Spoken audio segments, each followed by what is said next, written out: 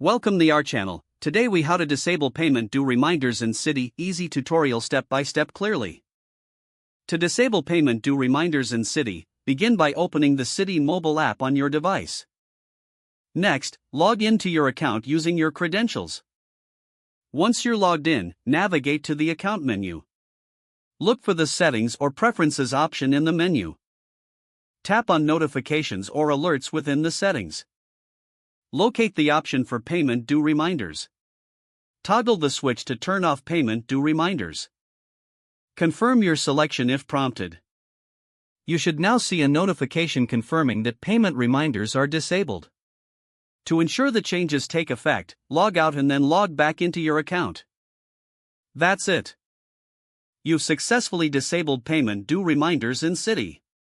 If the page does not load, refresh the browser or try again in a private or incognito window. Make sure you are using the correct email address, then retype it carefully to avoid small typos. If your password is not accepted, use the reset option and create a new strong password you can remember. Check your spam folder for verification or security emails, then complete any requested confirmation steps. Enable two-factor authentication if available to improve account security and reduce unauthorized access risk. After signing in, review your profile details so your contact information and settings are accurate and current.